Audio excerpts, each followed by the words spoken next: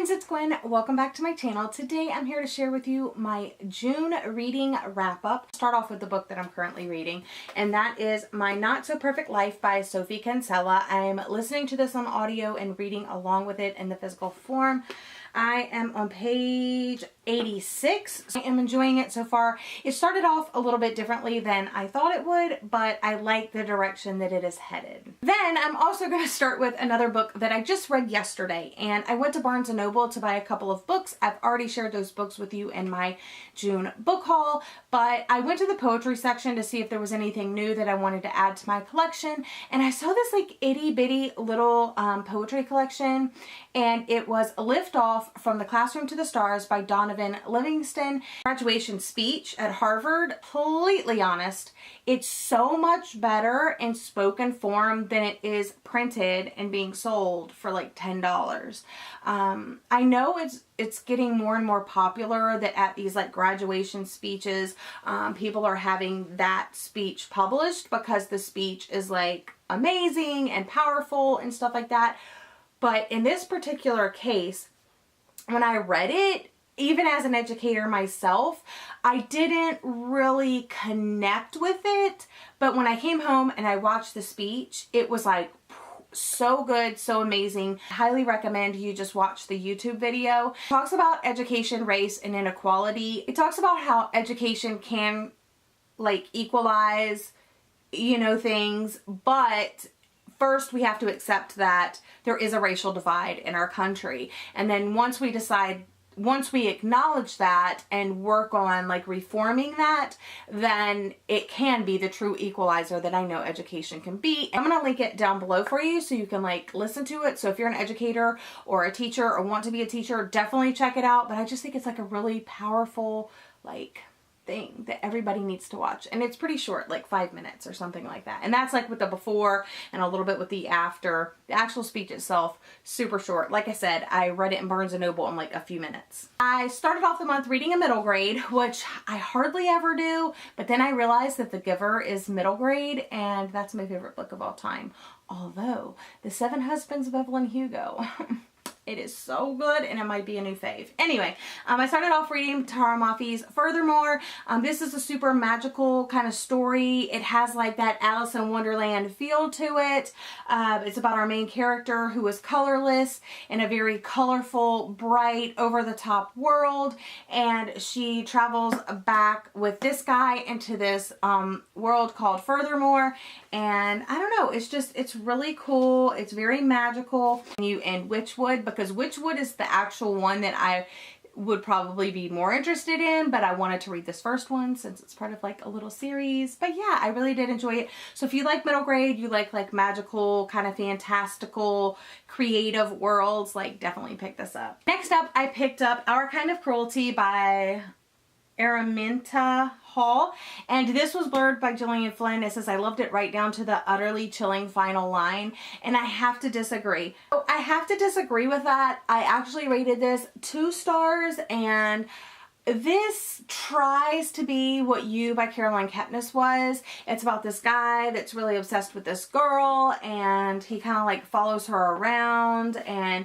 the whole time there's like a little bit of a mystery element. Like, it had lots of twisted potential, but it just never took it to that next level. You know what I'm saying? And if there was an alternate ending to this, or if the ending would have been changed, it could have been amazing. Like, my mind would have been blown. I was hoping it was going there, but then when it didn't go there, I was like, why not? That would have made this a 5-star book. Next up, I read Bingo Love by T. Franklin, and this is a comic that I read on the Hoopla app, and I really, really loved it. My snap decision was 5 stars because that ending, and I was just like in tears, and it was so like emotional and stuff, but it was so good. And what I loved about it, there were so many things that I liked about it, but some major drawbacks as well. That's why I ended up rating this 4 out of 5 stars. Things that I loved about it. I loved that one of the main characters is fat, and it's never addressed. It's never like, oh, look at you, you're fat. So for that, it's almost like there's a fat character in a book, and it's never talked about. So for that reason, I feel like it's great representation. I also really, really love the female-female romance story. I feel like it's a hard story, you know, and so many people probably can relate to it because they meet when they're younger at a time where it's really frowned upon. They kind of end up being with other people and then they end up reconnecting later in life. What I didn't like about it is that the pacing was off. I felt like it was a little clunky in parts. Also, there's like cheating in here, and I've been cheated on and it freaking sucks, guys, and I can't condone it. Even if there is a reason for the cheating, I just break up with the person. Like, just break up with the person and then, you know, start your new relationship. I read The Anatomical Shape of a Heart by Jen Bennett. Really love this. 5 stars. Every single Jen Bennett book that I read, I've rated 5 stars. This is the 3rd book I've read by her. She has a new one coming out. I've already seen the cover and I'm so excited about it. This tells the story about a girl. I did do a reading vlog of this, but this tells a story about a girl who wants to be an illustrator for like medical journals and medical books and stuff like that. So she wants to like draw cadavers and there's this boy who's like a graffiti artist and they kind of meet and there's a romance and it's just like perfect. I love this so much because there's like family drama and like, I don't know, it's just so cute and I just love Jen Bennett. She's like a new favorite author and I just can't wait for her new book, and I don't even know when it comes out, but I'm excited. And I picked up I Believe in a Thing Called Love by Maureen Gu. First time I'm reading a Maureen Gu and I enjoyed it. It was like a little over the top. It's about our main character, I forget her name, Desi Lee, who is basically like perfect at everything. She's in all the clubs. She makes really good grades. She aces all the tests. She's going to be, you know, her dream is to go off to Stanford, and it's just kind of like a given that she'll be accepted.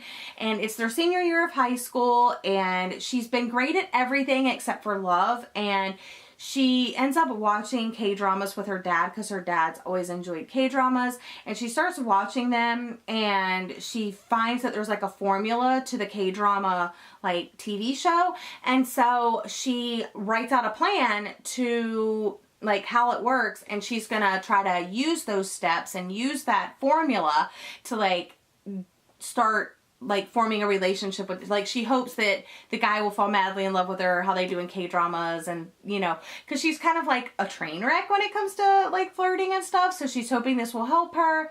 But K-dramas and then real life, it doesn't really work that way, or it shouldn't.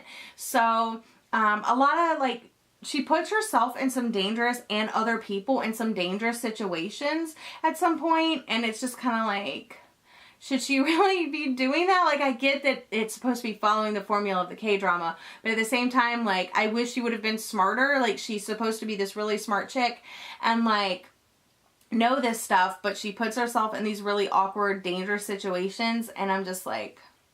So, if you love K-dramas, I highly recommend it, because it's still, like, so freaking cute, but at the same time... for her to be so smart and put herself in those dangerous situations, I'm just like, I don't know.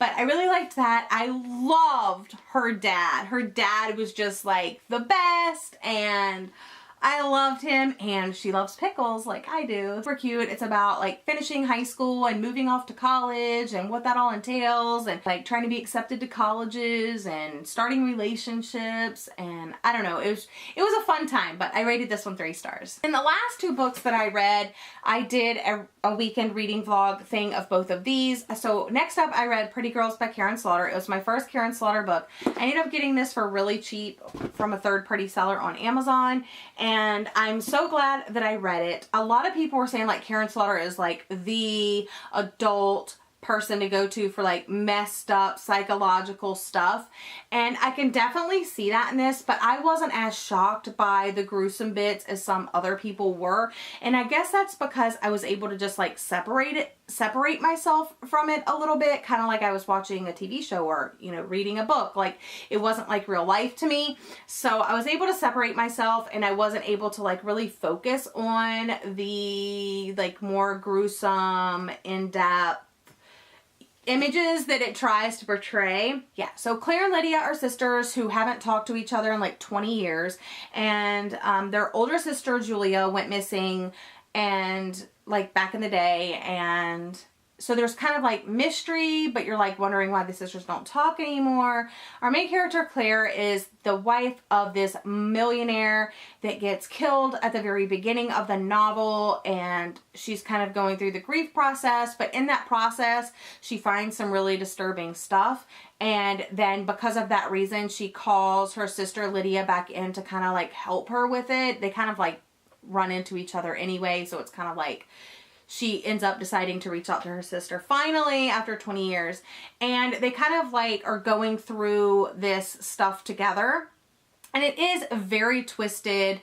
There's family bits. There's, you know, the sister like thing going on. There's what happened with the husband and just all kind of stuff going on. But it is very graphic. So trigger warnings for like graphic violence, rape, any kind of like thing like that you would think that would bother you. Like, yeah, it has it in there on the page. Nothing left to the imagination.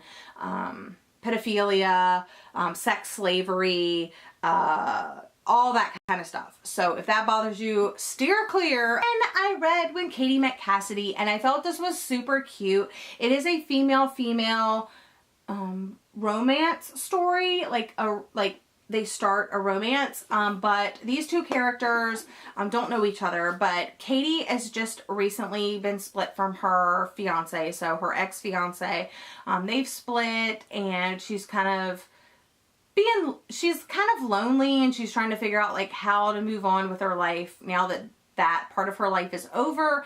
And because of her work, she ends up running into Cassidy, and when she first sees Cassidy, it's kind of like she sees the back of her, and she's like following her to this meeting, and she figures like she sees a business suit, the voice and the haircut and everything. She just assumes that it's a man. But then when she gets to the meeting and she realizes it's a woman, she's kind of intrigued and like, oh wow, like this person is really cool. So then Cassidy is taken aback by Katie, and Cassidy is an out of the closet lesbian, and she has a whole bunch of lesbian friends, and they go to this club and they all hang out, and it's just really cool. The whole time I just wanted to scream at her, Katie, maybe you're bisexual.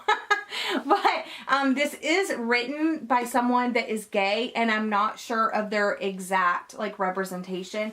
I read their biography here on the back, and I looked up on Twitter and I looked up on Instagram, and it does say in the acknowledgments part that they share their life with another woman, but I don't want to make assumptions based on that. So I think this is kind of like own voices, but there were still some things that bothered me. Page 6 is said, and I read this in my reading vlog, so if you watch that, you can just skip over this, but it said she had to be a lesbian, which after the weekend Katie had seemed like so much easier than being straight for the more comfortable clothes alone. Her black suit fit her perfectly, but it was clearly not a woman's suit.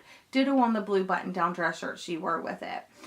It was no wonder Katie had mistaken her for a man earlier. Mannish was clearly the look she was going for, and her voice was deep and brusque enough that it would go either way. I hate when people make assumptions based off of something that people wear, and I don't like that. As there are sex store scenes, there's masturbation scenes, but it's basically a love story about two queer characters that are falling in love. One's masculine, one's feminine, and it's so cute. I love it. But like I said, there were like little things that rubbed me wrong, but like it's like I'm not the person to seek a review from about this. But in that reading vlog, I did link to a article that the author wrote explaining why she wrote this book and how she hopes there's more like healthy like female relationships, like LGBTQIA plus representation, and I thought it did it really well, but there were some things that like I was like so anyway, yeah, I rated this 4 stars on Goodreads, but it's probably like more like a 3.5. Anyway, those are the books that I read in June. I really did have a really good reading month, despite it being like super crazy towards the beginning of the month, because it was the last couple of weeks of school and it was just like crazy. It was like graduations, I was sick, and I had to get things done for my class, and I was like trying to read, and it was just like I was trying to participate in Read-A-Rama. And so you may have heard like about some of these books in like reading vlogs, my Read-A-Rama wrap up, you know, stuff like that. But that's what I read. Let me know if you've read any of these books and what you think of them. But I'll see you guys in my next video. Oh yeah, I hope you're having a lovely day. And then I'll see you in my next video. Bye!